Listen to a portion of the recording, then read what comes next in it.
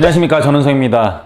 자, 오늘은 여러분들이랑 상담을 하면서 제가 느낀 점들이랑 투자처를 도대체 어디에 해야 되는지 한번 약간의 상의식으로 한번 풀어보는 시간을 가질 거예요. 그래서 좀 약간 역설적인 표현인데, 안전한 곳이 더 위험할 수도 있습니다. 자, 이 뜻은 뭐냐면, 자, 우리가 여러 가지 살면서 생각하는 것 중에 안정적이고 안전한 게 어떻게 보면 되게 더 위험한 일들이 많을 수도 있어요. 근데 우리는 그게 더 안전하다라고 느끼는 거죠. 여러분들이 생각하는 것 중에 이럴 수도 있어요. 신속통합기획이라든지 공공재개발이라든지 여러 가지 상황들 중에 아무것도 포함 안 된 곳으로 가는 사람들이 많이 있습니다. 왜냐면 그곳은 권리산정 기준일에 포함이 안 되는 곳이기 때문에 거기가 되게 안전하다라고 생각을 하는 거죠. 근데 사실 거기는 아무것도 안 될 수도 있는 곳이거든요. 그래서 여러분들이 한번 잘 생각을 해보고 투자를 하셔야 되고요. 상담하면서 느꼈던 점들을 한번 같이 풀어나가면서 얘기를 갖는 시간을 갖도록 하겠습니다. 사업별 조합원 자격 이전 가능 시점 및 조건 해서 여러 가지 지금 도심에서 사업들이 추진이 되고 있는데, 어느 정도 우리가 안전하다라고 생각되는 시점에서는 조합원들에 대한 자격들이 전매가 금지가 됩니다. 그래서 이 민간 재건축, 가로주택 정비 사업도 포함해서 조합 설립이 인가가 나면은 우리가 조합원들에 대한 자격을 전매를 못해요. 민간 재개발 같은 경우는 관리 처분, 우리가 제일 안전하다라고 생각하는 시점, 모든 돈에 대한 정산들이 조합에서 다 알려주고 앞으로 얼마를 더 내야 되고 내가 갈 수 있는 평형은 뭐며 거기에 대해서 총 들어가는 금액이 얼마인지 우리가 다 알 때 가장 안전한 시점에 우리는 매입을 할 수가 없습니다. 그리고 재건축, 투기과열지구 같은 경우는 조합 설비 인가나면 못 팔고요. 신속통합기획 같은 경우는 이미 선정된 곳들은 안전하다고 생각되지만 우리가 못 들어가요. 왜냐하면 입주를 해야 됩니다. 그래서 토지거래 허가를 받아야 돼요. 대지지분 18제곱미터 초과 부분에 대해서는 신속통합기획으로 지정된 곳은 토지거래 허가를 받아야 되는데, 토지거래 허가 조건 자체가 입주가 기본입니다. 근데 거주할 만한 매물들은 팔지를 않을 거고요. 팔려고 하는 매물들은 우리가 참 거주하기가 좀 답답한 곳이 굉장히 많아요. 그래서 이렇게 사업이 진행된 곳들은 우리가 살 수가 없기 때문에 많이들 알아보시고 좀 찾아오시는 분들이 많으세요. 그리고 투자 종류별, 투자 금액별 한번 이런 것들을 보면은 지금 서울시가 전세값이 좀 오르고 있기는 하지만은 서울시 평균 아파트 값이 지금 거의 10억이 넘어가고요. 거기에 대해서 전세 비율이 지금 60%가 안 됩니다. 그렇기 때문에 아파트 투자를 하려면 국민주택 규모 32평 기준으로 서울시에서는 투자를 하시려면 최소한 6억 정도는 무조건 있어야 돼요. 그것도 안 좋은 지역에 6억 정도 있어야 되는데, 우리가 아파트도 못 하고요. 재개발 확정된 데들을 하고 싶으세요. 재개발은 관리 처분 되기 전까지는 우리가 매입을 할 수가 있기 때문에 재개발 지역들도 많이 알아보십니다. 예전 같은 경우는 4, 5억이 굉장히 큰 돈이었는데, 여러분들 한번 제일 기피하는 지역에 재개발이 확정된 조합 설립 인가 이상 난 곳에 프리미엄을 한번 알아보십시오. 그리고 그런 데들 인근에 관리 처분이 되면 그 옆 지역들의 프리미엄도 거의 유사하게 가격들이 형성이 되는데, 이 관악산 바로 밑에 있는 신림동에 관리 처분된 데 프리미엄을 조사해 보면은 기본이 6억 5천이 넘어가요. 기본이 6억 5천 넘어가다 보니까는 뭐 흑석동, 노량진, 뉴타운 뭐 이런 데들은 프리미엄이 다 12, 3억, 뭐 한남동 같은 경우는 지금 제가 계산해 보면은 대강 한 프리미엄이 15억 정도 나오지 않을까라고 판단이 돼요. 그래서 재개발에 있어서도 확정된 곳에 최소 프리미엄이 6억 5천. 프리미엄은 뭐 대출을 받을 수 있는 금액이 아니잖아요. 그러니까 주인한테 줘야 되는 금액이에요. 그러다 보니까 최하 지금 재개발에 있어서도 평가 금액이 없는 무허가 건물을 사는 데만 하더라도 최하 금액이 6억 5천이 필요하다는 뜻입니다. 6억 5천에다가 평가 금액을 더해야 되겠죠. 그게 투자 금액이라고 보시면 돼요. 그러니까는 재개발 지역, 웬간한 지역들은 투자 금액이 거의 10억이 넘어가는 걸 우리가 볼 수가 있고요. 도심 복합사업, 공공재개발 추진하는 곳들이 중공업지역, 역세권, 저층주거 지역이에요. 이런 것들이 지금 많이 선정이 돼 있죠. 우리는 이런 곳에 투자를 하고 싶어 해요. 역에서 가깝고 저층주거지로서 개발이 될 만한 것처럼 보이고, 중공업지역 개발해준다라고 하니까 이 중에서 노후된 주택들이 밀집된 곳에 투자를 하고 싶은데, 이런 것들이 공공재개발로 갑니다. 공공재개발로 가는데 요번에 8차까지 선정을 했잖아요. 지금 목표 물량이 51%까지 채워진 거랍니다. 그러면 앞으로 49% 거의 유사하게 더 지정이 될 예정이에요. 왜냐면은 100%를 채워야 되니까. 그래서 현재 목표 물량의 51%를 선정했고 8차까지 지정을 해서 76곳이 지정됐습니다. 지정이 되면은요, 작년 6월 29일까지 매입을 하지 못하면 다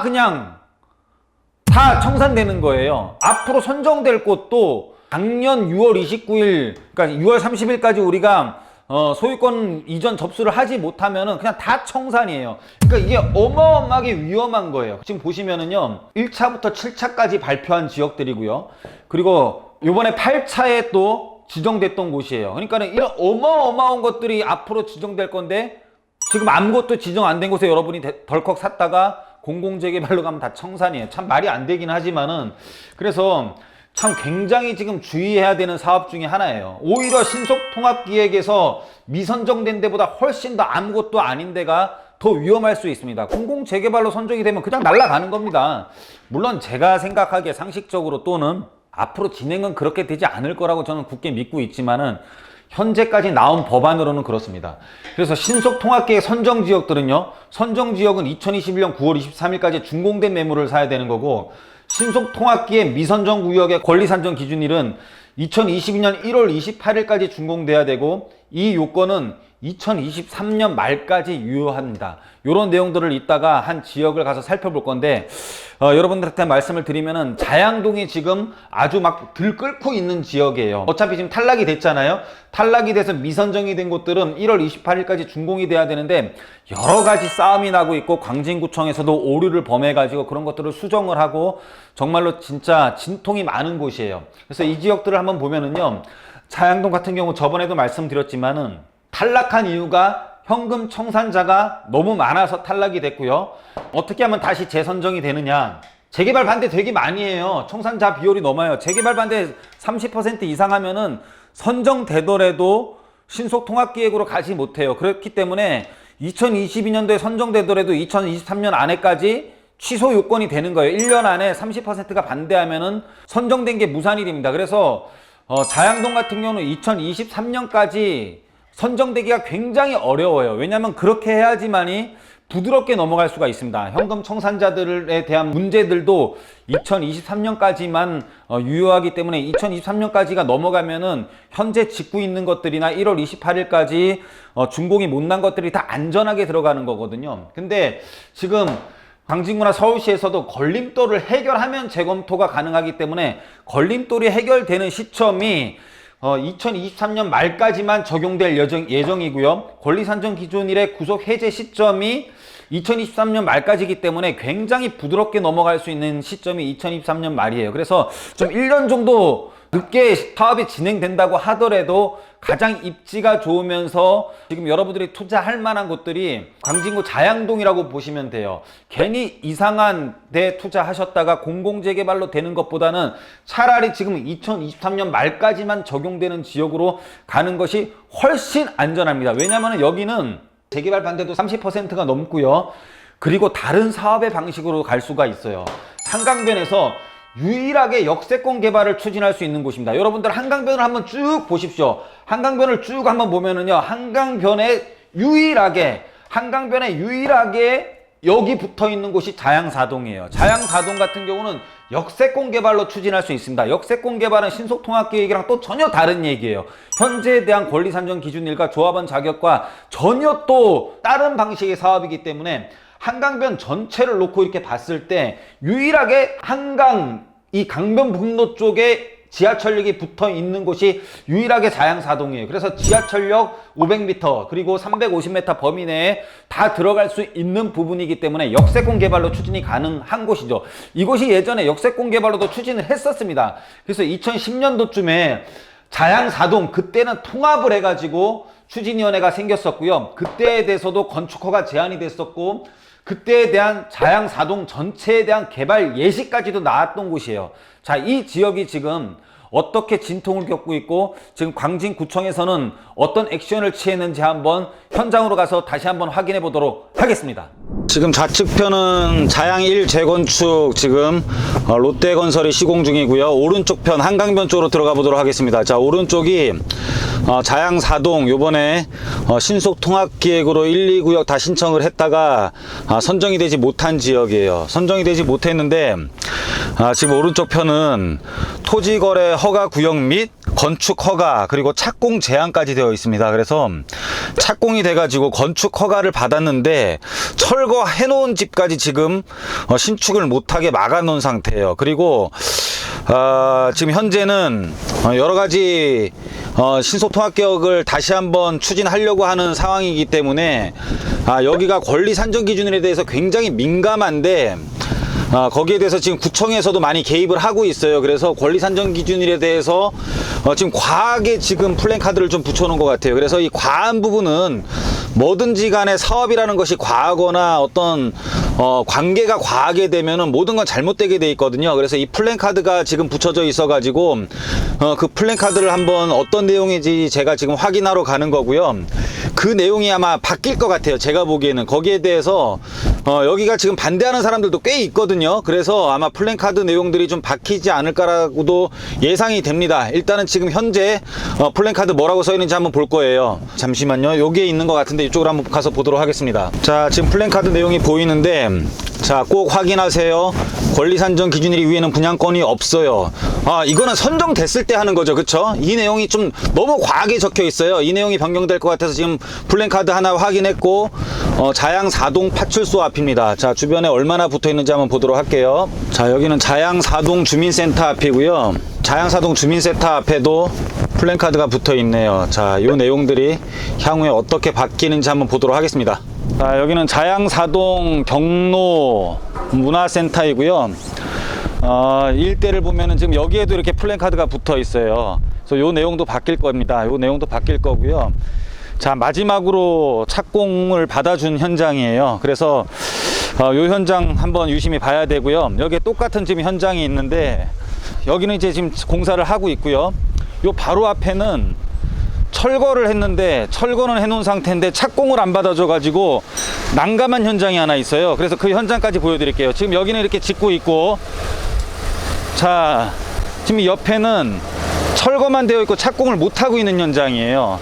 그래서 바로 건너편은 짓고 있고, 전체적인 조합 입장에서는 뭐 굉장히 뭐 이 지분 쪼개기라는 게 일반 분양을 할 수 없는 물건이 줄어드는 건 사실이지만은 저 땅을 진짜 굉장히 비싼 금액에 주고 샀을 건데 착공을 못하게 하면은 정말로 저 땅을 산 사람은 굉장히 좀 애로사항이 있지 않을까 싶습니다. 자, 여기 꼭 확인하세요. 플랜카드가 붙어 있는 거고.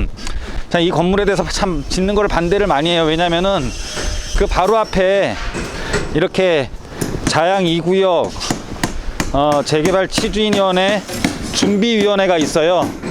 아마 이쪽을 빼고 간다고 하면은 이쪽에서는 아마 자양 2구역 재개발 추진 준비위원회 반대파가 여기 아마 사무실에 들어올 것 같습니다. 자, 하여튼 어쨌든 여기는 청산자에 대해서 해결을 해야지만이 재개발을 다시 받아준다라고 했으니까는요, 아마 해결이 될 걸로 보여지고요. 해결이 되는 시초에 저 플랜카드도 변경될 겁니다. 제가 변경되는 것을 다시 찍으러 또 오도록 하겠습니다.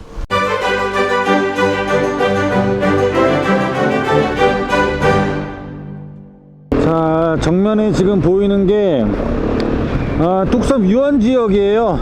나가면은 바로 한강변이고요.